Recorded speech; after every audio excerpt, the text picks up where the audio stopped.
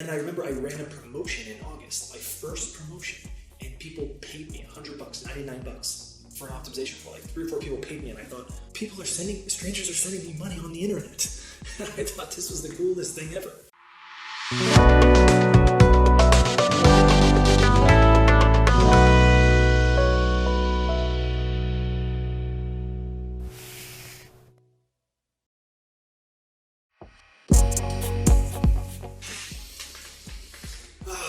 First things first, the title there, I admit, it's clickbait. I'm 33 and a half.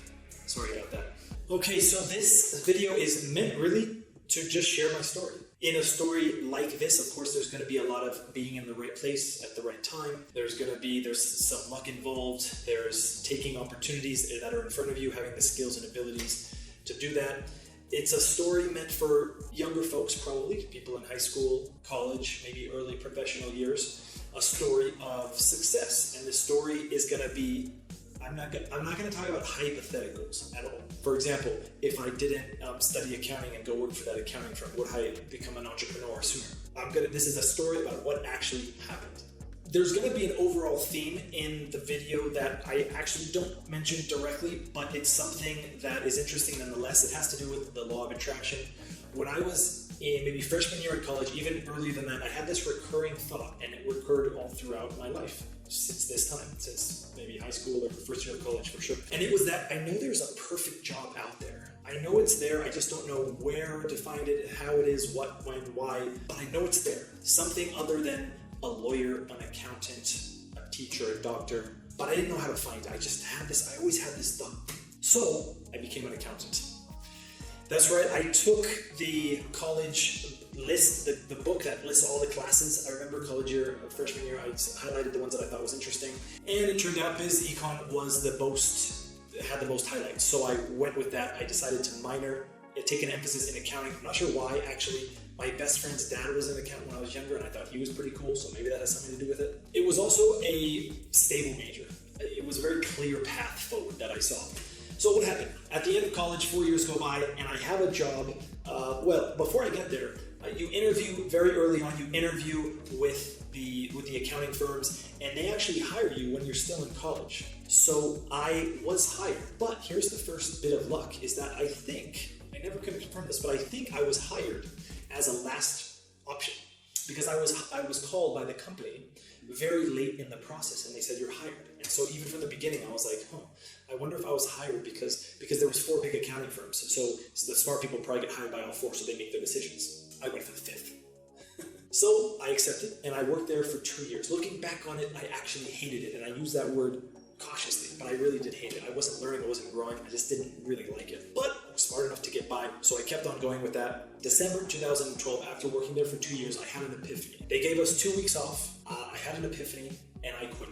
I quit at a very bad time for the company because we were going into busy season, which was like 80 hours, well, it was more like 60 hours a week. And so I was here jobless, and January 2013, I'm very focused on getting a job. I'm researching a lot of startups and companies. I even went on a few interviews. And my buddy, my roommate at the time, mentioned to me, just casually in the kitchen, hey babe, I heard about this company called AIRBNB. Maybe you should look into it.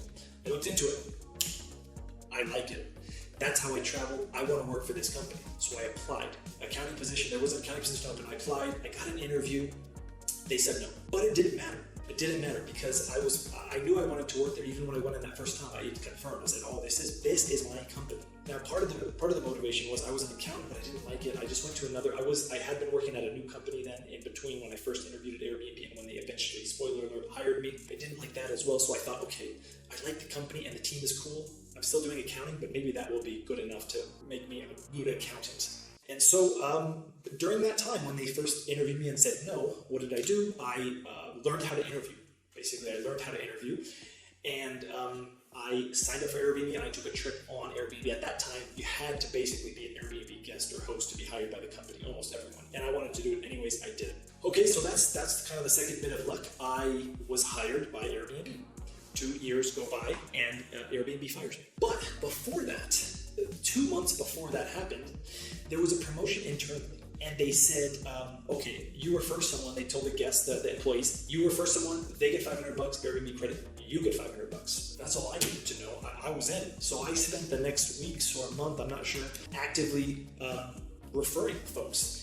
And through that process, I connected with an Airbnb property manager in San Francisco. So I got fired and I had a job lined up. It was, the stars aligned. I mean, I was sure I was nervous. I was very nervous because I wasn't doing accounting anymore. I was a CPA, a certified CPA, but I wasn't doing that anymore.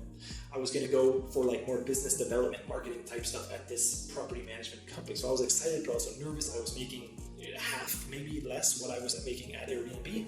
Okay, so I did that for a year. That's when I was working remotely at my house, at the owner's house, at Airbnb listings and whatnot. Now, I did this for 1 year, and then I decided to start my own Airbnb property management company. I was talking with her about becoming a part owner of that company. I had done tremendously well, by the way, at that company. I had built her a new website. I had hired a cleaning team. I had got processes going. I hired other help to come in, check in folks. I got a bunch of houses on board. I increased the revenue. It was great. I really felt like I was contributing as opposed to my accounting years. So through those talks, I realized that she wasn't going to give me enough that I thought was justified. And then I realized, even if she did give me enough, I'm banking my future on her. Even if it's less than 50%, I'm banking my future on her. And I didn't want to do that. At this point, I was confident myself in being a business person. And so at the end of the day, that fell apart. I started my own Airbnb property management company. I quickly, though, started the listing optimization service. So the listing optimization service is what I have now, optimizemybnb.com. I started it in the very first optimization report I sold was on Fiverr in June 2016. It was $5 and I spent 45 minutes doing it. But I got great feedback from it, and I put a gig up on Fiverr, and right away it started selling services. Now, this idea, the business that I'm running now, this idea was very fluid. I didn't sit and think, what am I going to do next? It just kind of came. I mean, if the business I'm doing now fell apart, I don't know what I would do. So that part was that was another bit of luck. It was just so fluid in the service that I thought was going to be successful, and it happened to be successful. In fact, I want to look at my revenue for the first few years. Let's have a look here. So I kept track since the beginning, and so Fiverr was June and July, Fiverr, and then I made a first version of my website in sometime around July or early August. And then I remember I ran a promotion in August, my first promotion, and people paid me $100, $99 for an optimization report. Like 3 or 4 people paid me, and I thought, strangers are sending me money on the internet. And I thought this was the coolest thing ever. The video will be back shortly, but I promised Reishi and Luna they could say something. And so, look, August 2016, yes, I made $1,988 in my first month of business. I mean, I was stoked. It was even less than I was making at the property management company, but I was stoked. Now, this is a combination of for the property management business I have and now the optimization service I've had. So September 2016, I made $2,400. October, $3,700. November, almost $4,100. December, $7,743. I was probably stoked beyond belief. January, now this is where it keeps on going. January, $10,881. So it was luck or maybe marketing or whatever, but when I started this business, it was almost a success from the beginning. I wasn't making millions of bucks, nor am I making millions of bucks now, but I was making money. It was like the product sold itself. It was amazing. So this was a good feeling. So now I'm living in a very expensive city. I am through the next few months, September to December, through a series of conversations and whatnot, I realized kind of like, I don't need to be here anymore. I'm doing everything online. I have my property management company, but I knew I didn't really want to make that the focus because it means I would have to stay in the area. So what I did is I took a 3-month trip to Australia in January to March or April 2017, just to see. I basically figured Australia was America, just a different area. I won't know anyone that speaks English, it's expensive. So I did that, and while it was cool, it was enjoyable. I was living in different cities. I could go out on the beach, at the middle of the day, or I could, go to the grocery store at the middle of the day if I had to go to the doctor or something, or buy new contact lenses. I could do that at any time of the day. I could go to the gym at 10 instead of at like 6 or at 6 a.m. or 6 p.m. when it's super busy. So this taste of a life was very good. I did that for 3 months.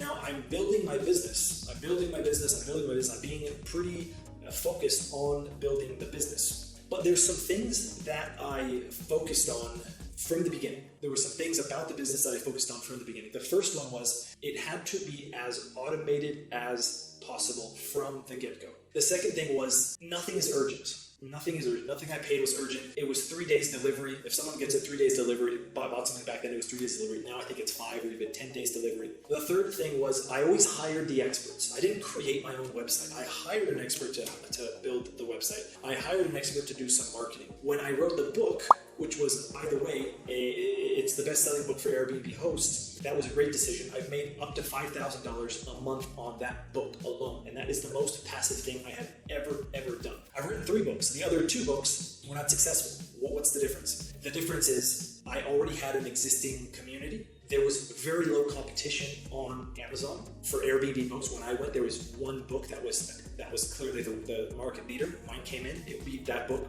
in every metric. There's maybe 3 or 4 more books nowadays that are contenders. And I was am an expert in the subject. So when I wrote the book, I knew when people buy this book, they're going to realize this is the best book. This is the best information. And I knew that from the beginning, through my time at Airbnb doing property management, when I was writing blog posts in the early days, once a day, once a week, I was writing a thorough blog post. I know all the information I was putting out was good information, and it was different than what other people were saying. The fourth thing that I always had in my business was keeping costs down, keeping costs absolutely down.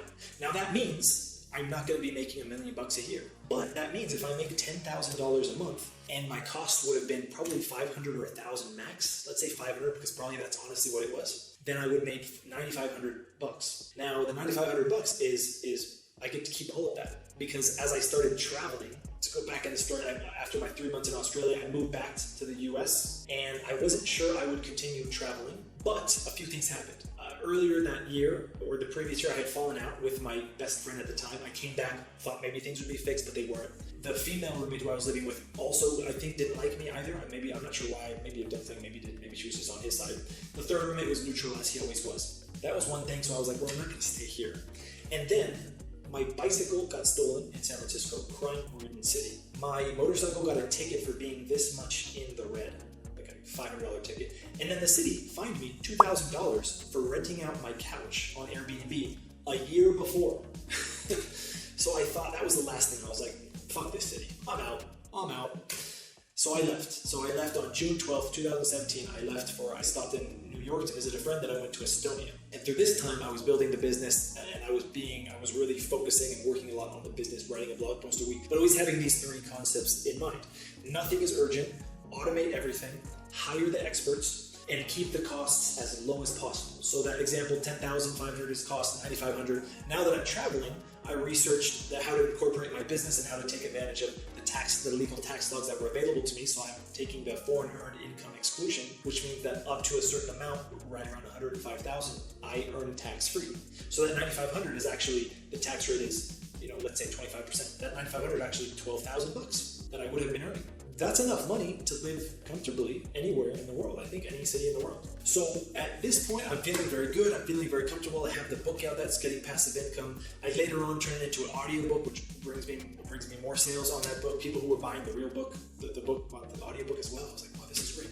And then what I did is I hired a VA. I've hired a few VAs. So I hired a VA to try and take everything off my plate that is possible. And so once I hired a VA, it freed up my time. I actually started recording the hours that I worked every day. I started recording that a few years ago. And once I had the VA up and running the business basically on my behalf, I was working 1.67 hours a day. So technically not retired.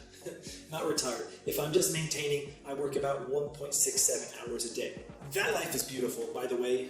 But the better thing is that I actually like what I'm doing. I actually like being the world's best in Airbnb. And so I can scale up the business. It's nice to be able to, I can focus on the business and scale it up and make more money. Or I can just maintain it, work 1.67 hours a day and maintain it and live this life. So I've been doing that for the last 3 years. Actually, I'm at a point now where I'm turning up my focus and I'm investing in a new website. I'm going to get a phone app on the iPhone and the Android store. I'm going to be rewriting the book. I'm going to be creating a course. What else am I going to be doing? I that's it for now. But I'm ramping up right now with a goal of $100,000 a month. That's my goal. I'm nowhere near that goal. The most I've made is, I think, $23,000 in 1 month. So far away. But that's coming. So let's summarize the story. Again, this was a story. It was just my story. It was a real story, and it's a story of how someone's life played out and the opportunities that arose, the things I took advantage of, the luck that happened. The overall idea was that I ended up quitting that first company, which was good, which led me to being able to find Airbnb. When my roommate told me about Airbnb, I recognized the opportunity. I went there and I was persistent about working there, interviewing over two different times over a 5-month period, and then parlaying that experience into an Airbnb business and really focusing my skills. A lot of people said, why don't you do VRBO and HomeAway and booking? And I said, no.